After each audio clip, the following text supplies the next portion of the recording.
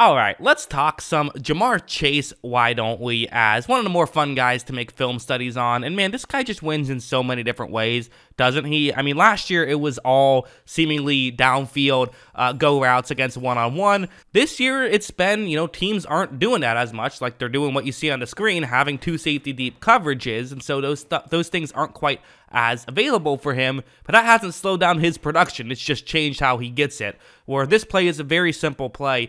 Sometimes just be a possession receiver, right? Get the simple stuff. Corners aren't going to be pressing you. Corners aren't going to be playing you too difficult at times, so just find the simple stuff underneath. Watch as when this play begins, you see him kind of just cut immediately, and again, you're playing so far off, especially with, in this play, you have a linebacker covering him, yeah, you're gonna be giving him a lot of space. Sometimes just take what they give you. Burrow makes the throw and you pick up 7 yards right there. I mean, that's a free 7 yards that you basically get when you do that. So why not take it, as that's something that, very low risk and maybe not the highest reward, but at least a, kind of a nice reward that you can get right away. And then, of course, there's still ways you can find to get explosive touchdowns and to get, on this play, a 28-yard touchdown, where it's a play I've broken down a couple times now. I actually made a whole video just talking about this play, but it was a great play. Had to include it here as well, where it's going to be, situation where he's going to get into a gap in coverage. That's his job on this play. Run over the middle against zone coverage, just try to find a gap. That's what you're doing. Chase is actually going to do that successfully. I mean, he runs over the middle. He is in a gap in coverage, but he notices something.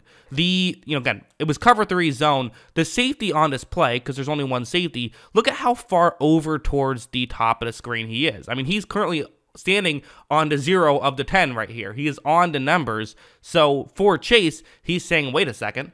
I know I have T. Higgins on the other side of the field on the bottom half of the screen running a deep route. So the corner is going to be over there. If the safety's over here, who's covering the middle of the field down the field?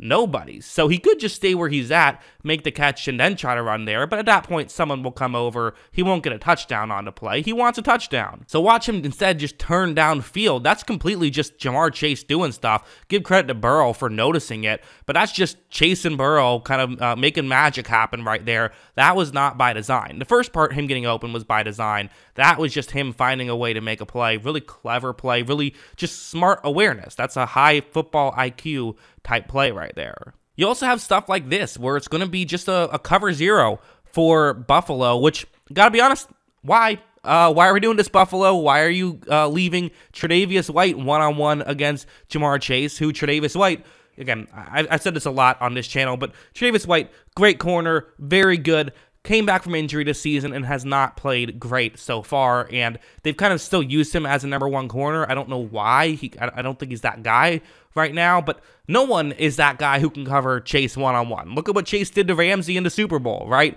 Like, he's just not, no one can cover him. You have to have help.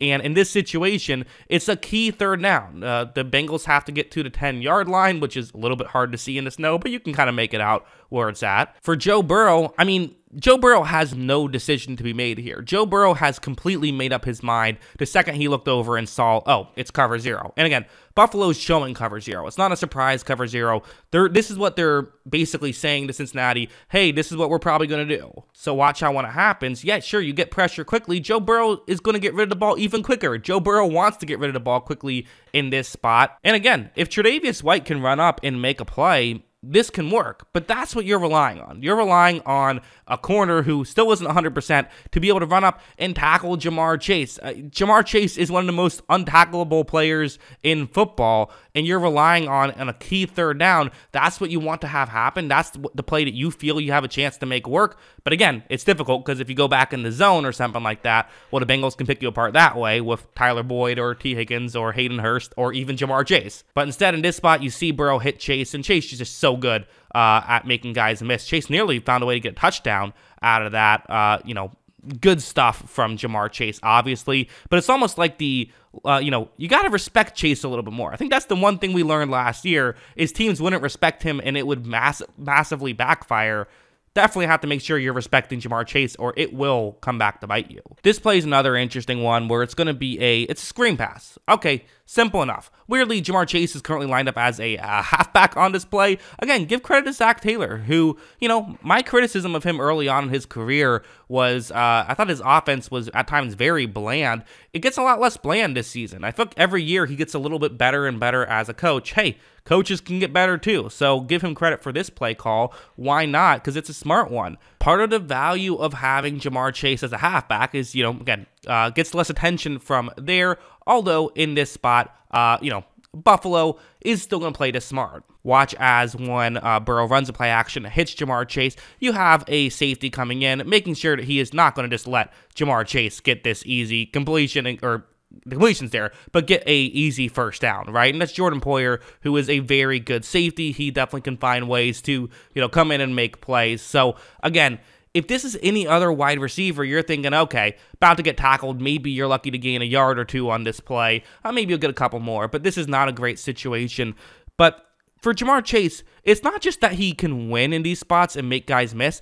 I don't get how he does this. I don't get how he gets these wins. I mean, look at him make this move, and I don't even understand how that worked, but he still got by him. It feels like his moves are so subtle, and the way he moves, he's just so explosive, and it's almost like he just kind of sidesteps these guys so effectively, and he needs so little space to do it. I swear, this guy could win a game of tag in a phone booth. He is that, he has that kind of ability to, in such a small space, still find ways to make guys miss. It's incredible. Also, going over to this play, what's going to happen here is it is going to be a, this was an incompletion, right? Usually I don't highlight incompletions when talking about what a wide receiver does so well and how they were able to help a team get to a second straight AFC championship game, but it was a very fun incompletion. Looked like it was a catch for a second and was an incredible play for a second, where it's going to be a double team right here. Buffalo doing the right thing, not leaving Chase one-on-one. Watch as when Burrow takes the snap, this will show you the faith Burrow has in Chase. Right here is when Burrow has to make his decision. In a typical situation, you're not making your decision here, right? You're not throwing in this scenario, but you can kind of see how it could work. With Chase running over the middle, the linebacker, Matt Milano, will have the closest chance of being able to make a play on the ball here. The issue is Milano is going to have to play the receiver. He's going to have to turn his back to keep up with Chase. He cannot keep up with Chase and turn his head towards the football. There's just no way you're going to pull that off. And because of that, this means that if you throw it over the top of Milano, then Chase could be able to make the grab. He can make a play on the ball, whereas Milano cannot. And as you see, Chase runs this route so well. He finishes it nearly perfectly. There was that slight movement of the ball that resulted in it being ruled an incomplete pass, which I thought was the right call. Some Bengals fans disagreed. Okay, that's fine. Who cares? You guys won anyway, so it didn't end up mattering.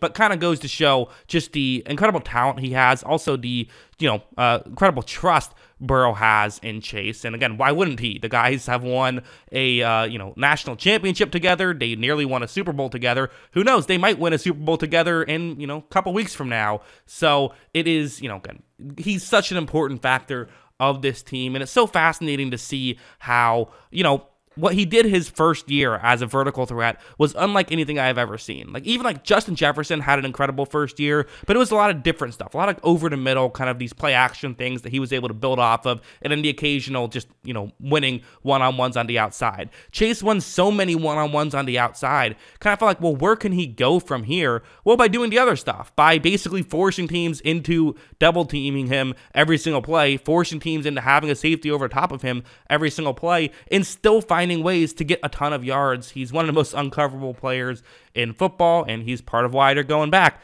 to the AFC Championship game. But yeah, that's what I think about Chase. What do you guys think? Let me know in the comments below. Always love hearing from you. And of course, as always, thanks for watching.